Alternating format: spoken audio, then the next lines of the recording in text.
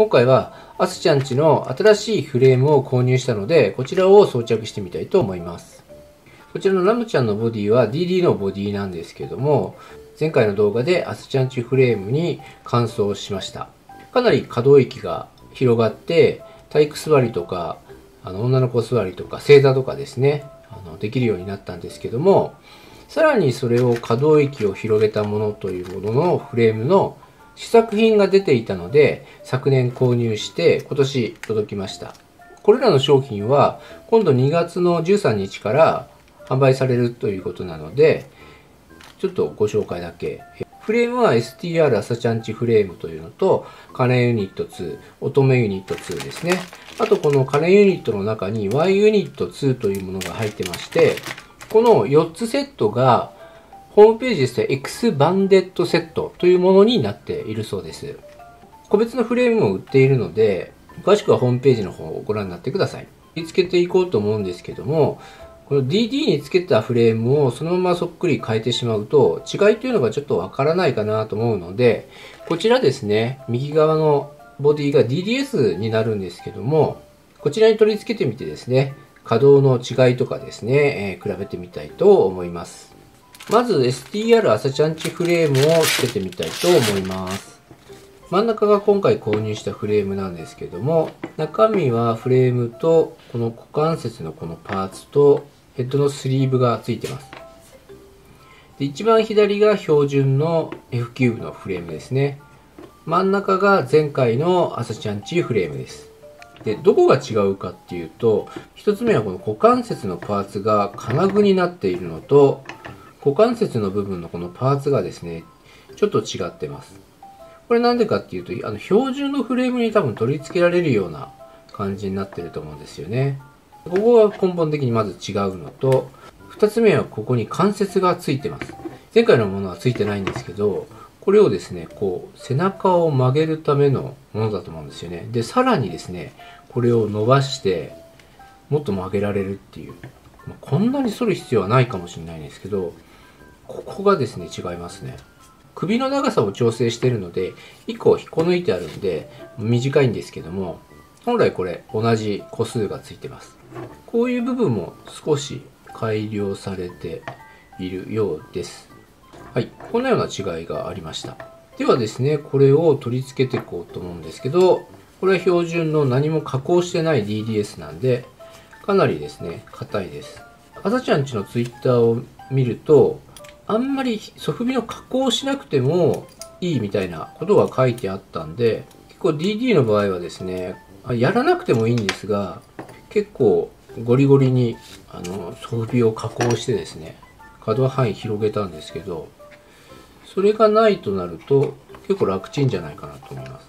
では、せっかくなので、このフレームの付け方っていうのも合わせて紹介できればと思うので、まずですね、このフレームをこの股関節の中に入れる場合は、このですね、腰あたりにネジがついているので、これをまずですね、精密ドライバーとかで取ります。前後ろがどっちかっていうと、このですね、出っ張りが背中になるように、この体の中にまず埋め込んで、こうちょっとずらした状態でこの中に仕込んで、ちょっとつけづらいんですけど、先ほど取ったネジを取り付けます。はい。そしたらこの多分ですね、ここの角がこの股間のですね、このソフビの間に入るぐらいになるんじゃないかなと思います。こんな感じですね。取り付けはほとんどこれでおしまいですね。で、今度こちらの股関節なんですけども、これはですね、こちらの太ももを外さないといけないので、このソフビをお湯で柔らかくしてですね、外さないといけないので、ちょっとお湯を用意していきます。その前にですね、このフレームをこう分解しなければいけないんですけど、足が結構取りづらいんですよね。割れそうで怖い。ちょっと根元が折れそうなんで、プライヤーで挟んで1個抜きます。DDS だからっていうわけじゃないんでしょうけど、この膝のここの部分硬いので、ここもお湯で温めて抜いた方がいいかもしれないので、ちょっとお湯用意していきます。まずこの膝をですね、お湯につけてちょっと温めます。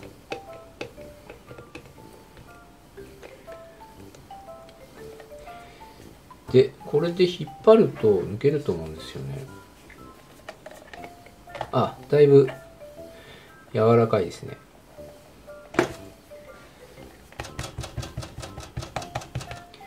やっぱり無理に引っ張るよりか、お湯につけて引っ張った方が安全ですね。これ多分フレーム折れたら結構ショックですもんね。で、続いてこの中のフレームを抜くんですけども、これも同じようにですね、お湯につけます。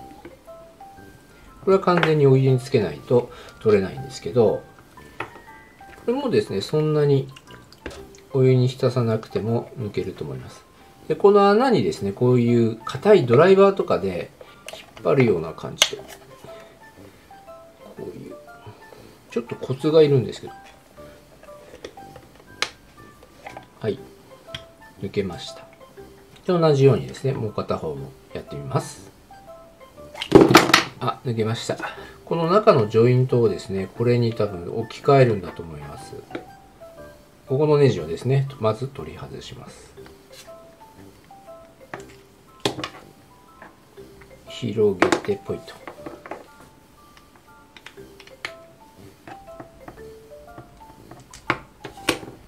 またこれ広げて取ると。で、取れました。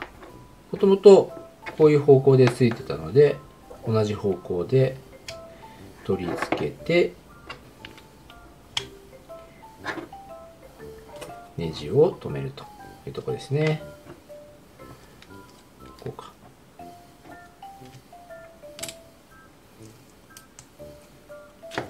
このネジは後で硬さ調節するので、とりあえず適当でいいと思います。で、次はこの太ももパーツにこれを戻してですね、こうはめるんですけど、その前にどんな感じかっていうのをちょっと試してみたいと思います。かなりあれですね。入れるのはすごくスムースなんですけど、多分これすごいしっかりしてると思います。これが股関節の取り付け方法なんで、あとこれ側尾を取り付けたらほぼ完了です。結構成り行きなんですけど、これが STR 朝チャンチフレームの取り付け方法ですね。この STR 朝チャンチフレームだけを購入した方というのは、多分この状態でこの側尾をまたセットし直すようことになると思うんですけど、この股関節をこの後感じで取り外して、お湯でこの部分をまた温めます。温めたらですね、ここが柔らかくなってるんで、これがスポッて入るはずなんですよ。温めた部分が冷めちゃったんで、この中にはまらないんですけども、温まってるとですね、スポッて入ります。なので、これで戻してあげるといいと思います。今回はカレンユニットをこの後つけようと思うので、これはですね、このまま作業を進めます。続いてカレンユニット2なんですけども、カレンユニット2のパーツは、この太もものフレームと、あと股関節のフレームが入っています。これが Y ユニットというらしいですね。で、これ何が違うかというと、こちらが普通の STR 朝チャンチフレームなんですけども、ここにですね、ネジがついているので、こういう感じでですね、股関節の、なんていう方向なんですかね。ちょっとここを変えられるので、可動範囲がちょっと広がるらしいですね。これをちょっと取り付けたいと思います。なので、先ほど取り付けたものをちょっと外します。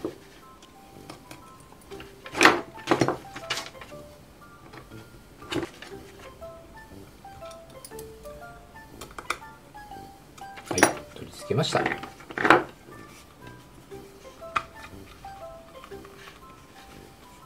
で、これは方向は多分これで合ってると思うので、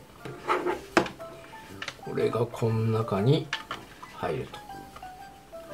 という感じでしょうか。なんか股関節の部分がちょっとこれもともと開きっぱなしでつけるってことなんですかね。違うかな。標準の状態だとここのはまんないんですよね。これは DDS だからですかね。あれ、ソフビの加工が必要なんですかね。ちょっとですね、ホームページとかでこの適切な取り付け方っていうのがちょっと見つけられなかったので、こちらはですね、また見つけ次第ですね、お伝えできればと思います。一応こんな感じで中途半端な状態ではあるんですけど、取り付けてみたいと思います。この太もものパーツの部分はこの太ももの中に入れるんですけども、朝ちゃんちの特徴は確か左右とかがないんで、これをそのままですね入れられるはずです。ここの関節が小さいので、もうですねそのまま入るはずです。こんな感じ入りました。この説明書に書いてあるんですけども、この軸がですねちょっと伸ばせるんですね。で、なんで伸ばせるかっていうと、 DD と DDS で足の長さが違うので、それを調整するためのものなんですけど、これネジ外すとこんな感じで抜けて、ここの穴で調整するか、これで調整するかで足の長さを調整できるっていう仕組みになっているそうです。で、DD の場合はこっちの下の方の穴で調整するんですけども、 DDS は短いのでこの上の穴でいいそうなんで、ちょっと取り外したんですけど位置は変えずで、こういったところがですね一つのパーツで実現されているっていうのはすごくありがたいですね。で、ここもですね入れやすいようにここがですね曲がるようになってるんですね。ここの曲げられるっていう要素が入れやすさだけを重視してここが曲がるようになってるっていうことであればすごい商品ですよね。これだけのために関節作ってるんですから。股関節に取り付けていくんですけど、ソフビをこうやって挟めば大丈夫ですね。で、つけて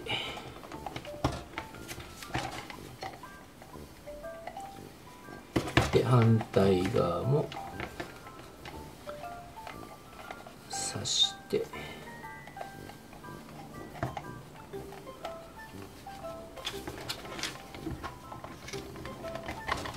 くぐぐと。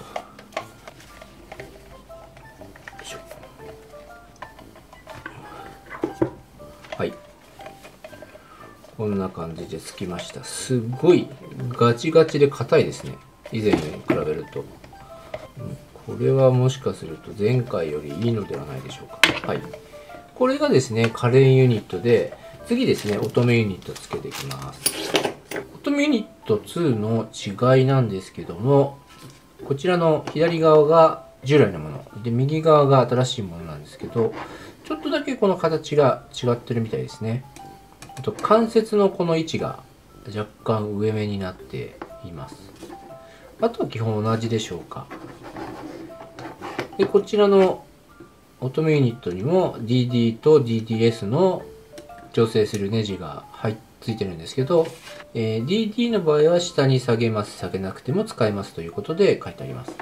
ちょっとつけてみようと思います。で、これをこんな感じで刺していくんですけど、はい、こんな感じですね。で、前回と違うのはここの部分がですね少しくぼんでるので、こうですね当てた時にここが当たらないっていうのがまず多分違うかなって思います。あとソフビを加工しなくても前回と同じぐらいの可動範囲が得られるようなことも書いてあったんで、ここも曲がるんですね。あ、なるほどなるほどなるほど。ここにも関節が増えたんで、ここでの可動が増えてるから、なるほどなるほど、そうかそうかそうか、そういうことなんですね。はいはいはいはいはい。で、なおかつこれが多分ここの部分が薄くなってるんで、前回ここの部分を加工したんですけど、多分加工しなくていいようになってるんじゃないかなって、そんな記事がありました。なるほどね。じゃあこれちょっとつけてみますね。で、これですね、これちょっと順番間違えちゃったんですけど、本来DD 的につけるにはこの膝の関節をまずセットしてですね、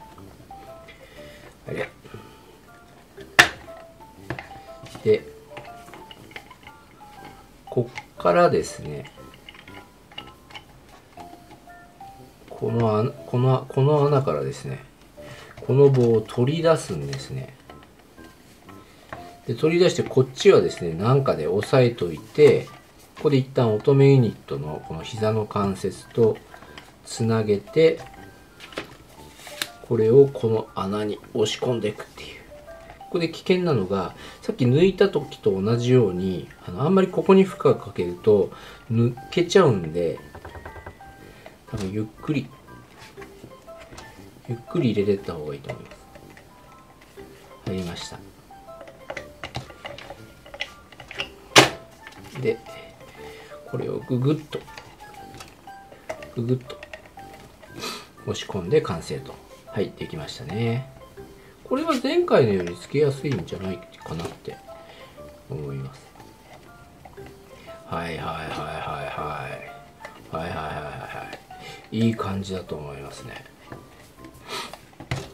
ということでですね、反対側も同じようにちょっと取り外して付け直します。足首の部分はリニューアルされてないので、今回購入はしてないんですけど、フルセットで買った場合っていうのは、このペタリアンクルっていうのがついていて、これをまたお湯でですね、温めて取り付けるので、こちらの取り付け方法の詳細は前回の動画をご覧になっていただければと思います。これをそのままくっつけて、足はとりあえず完成じゃないかなと思います。じゃあこっちにもつけちゃいますね。ヘッドのスリーブを取り付けるんですけども、これの取り付け方法は、まずヘッドを外します。でスリーブのですね、こう2つのパーツが組み合わさってるんで、真ん中のこの芯の部分をこう回転しながら抜くとこんなような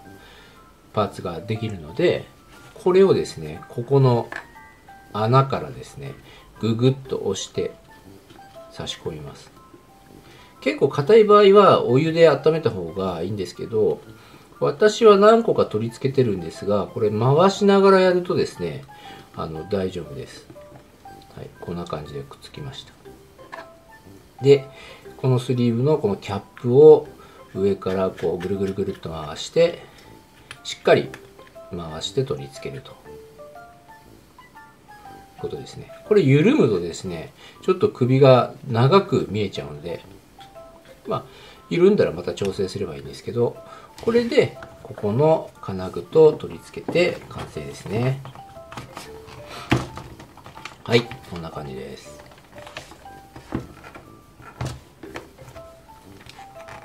であとは手はですね、普通に刺せばいいので、緩さはですね、結構緩いので、ものによって緩くないっていうのはあるので、ちょっと取り付けですね、もう一回外して調整したいと思います。これあんまり緩いと、ポージングとかさせてる時にポコポコ抜けちゃうんで、朝ちゃんちのフレームは全部ですね、こういう調整のネジがついてるんで、ここをですね、締めて、硬さっていうのを調整できるようになってるんで、あんまり抜けやすいとかですね、硬すぎるって言ったら、これを締めたり緩めたりしてあげるといいと思います。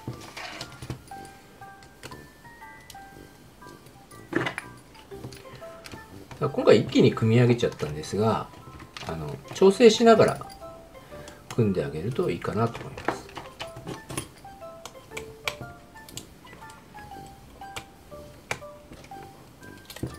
あんまり硬くしすぎて力を入れるとポキっていっちゃうんで、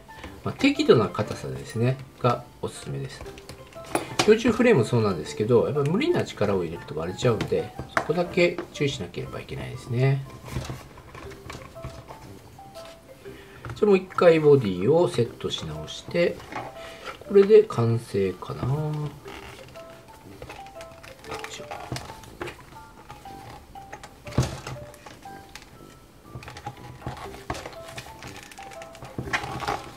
はい、先ほどより肩が抜けにくくなりました。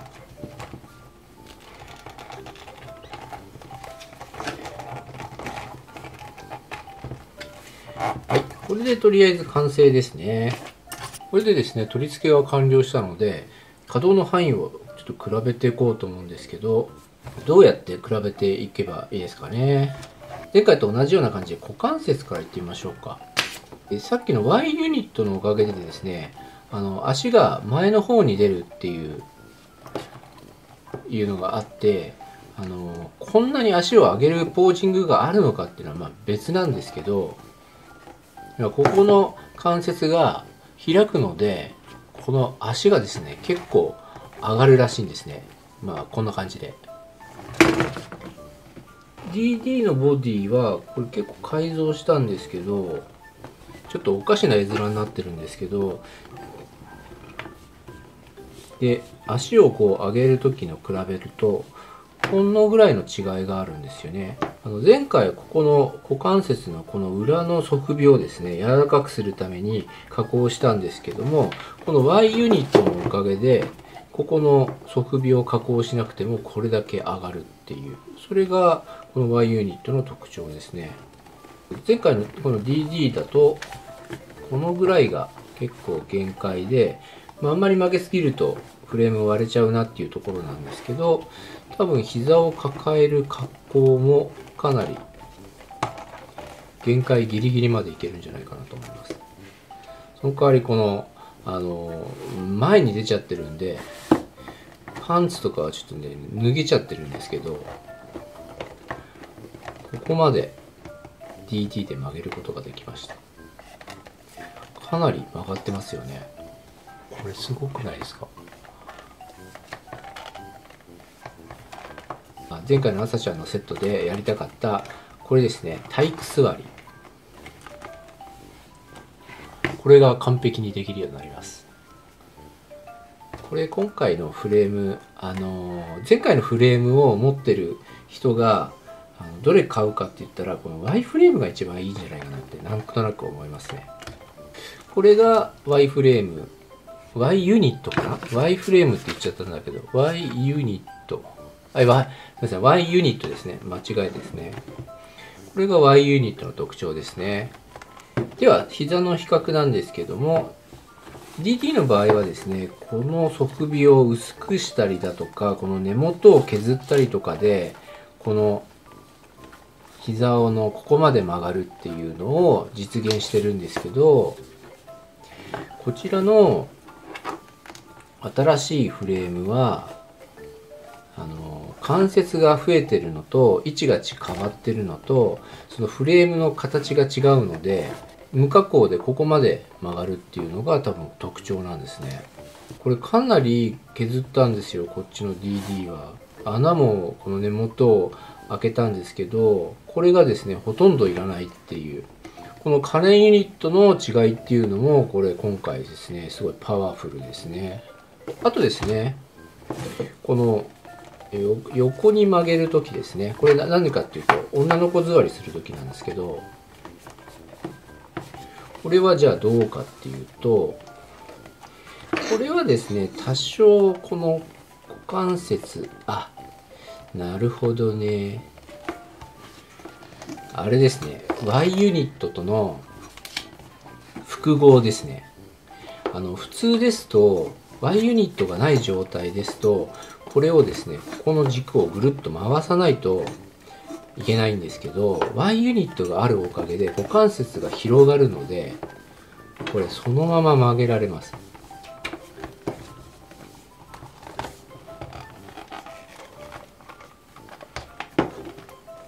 でもそんなでもないか。そうですね、女の子座りするときはちょっと側尾が当たっちゃうんで、前回の動画みたいな感じの工夫を少しした方がいいですけど、ほぼほぼいけますね。ちょっとよくですね確かめながら関節を開かないと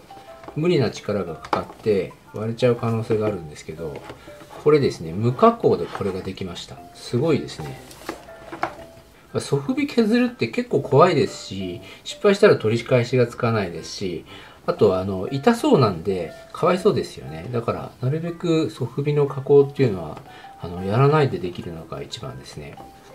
なので膝も無加工でここまでできることが確認できました。ここまでできるっていうことは正座もほとんど苦もなくできるんじゃないかなと思います。はい、いきました。正座も完璧です。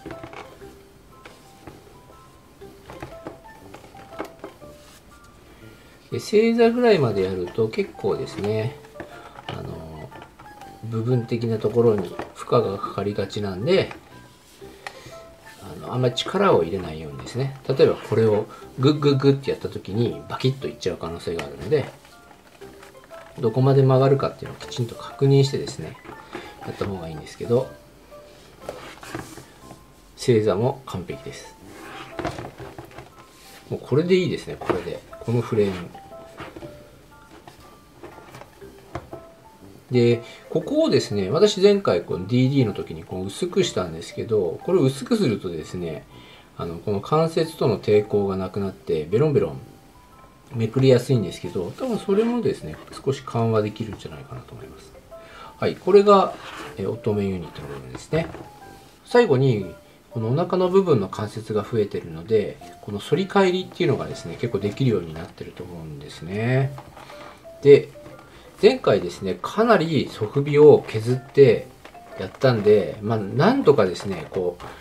こら辺の90度ぐらいまで曲がるんですけど、これがどれくらいでしょうか。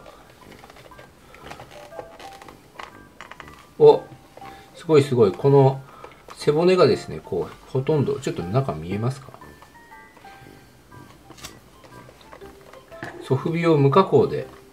ここまで曲がります。ただですね、背骨がベロンと出ちゃうんで、ここの部分はまあしょうがないですよね。これがポージングできると何がいいかっていうと、あんまりシチュエーション的には使わないかもしれないんですが、こうやって寝そべった格好ができるんですよね。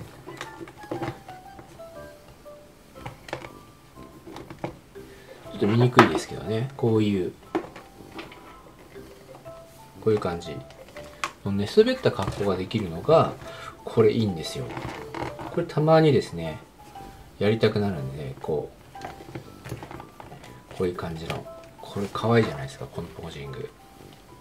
ここ見えないようにしないとちょっとげっそりしちゃうんですけど、こういうポージングですね。いいと思いませんか？今回の DDS は一切側尾の加工をしてないので、前回の動画はガリッガリですね。こういうところ、ちょっと切ってないよな。加工した記憶がないので、そうですね。無加工でできるっていうのはすごいですね。それでですね、肩、ここら辺ですね、傷ついてるのはなぜかっていうと、DD とか DDS って結構肩幅がしっかりしてるんで、もう少しですね、華奢に見えるように、どうにかなんないかなと思ったんですが、こちらが無加工、こっちがちょっと加工した感じで、側尾を削ったり中のフレームを短くして、もっとこの関節が内側に入るようにしたんですけど、あんまりですね変わんなかったっていうのはあるんで、動画にはしてないんですけど、もし要望があればですね、ちょっとこちらがまだ残ってるんでやろうと思います。ただですね、フレームを結構削ってですね、この関節の剛性が弱くなるんで、意外とあんまり良くない改造かなって思ったんで、ちょっと動画にしてないんですが、もしどうしてもですね、この仕組みがちょっと見たいっていう方がいらっしゃったら動画作るかもしれないです。はい。ということでですね、新しい朝ちゃんちのフレームは側尾を全くですね、加工しなくても、前回いろいろ加工したぐらいの可動域が得られるということが分かりました。側尾の加工ってやっぱり結構怖いし、失敗したら取り返しのつかないし、痛そうなのでですね、やらないに越したことはなかったんで、ほとんど加工しなくても同じような可動域が得られるっていうのはとても素晴らしい商品だと思いました。ボクさんの標準品にしてほしいぐらいのフレームですね。結構ですね、すぐ売り切れちゃうっていうことを私前回の動画で言ってたんですけども、そんなことはなくてですね、定期的に一定量の販売があるので、2ヶ月か3ヶ月に1回ぐらいですね、受注がありますので、そのタイミングでですね、フレームとか、あとこの X ハートユニットっていう愛を稼働化するユニットもあるんですけど、そういったものも販売されているので、販売時期が来たら Twitter などでですね、私もリツイートでお知らせしていこうと思うので、アスジャンチのフレーム購入されたいっていう方はご注目いただければと思います。今回も動画をご視聴くださいまして誠にありがとうございました。次の動画でお会いしましょう。それではまたね。バイバーイ。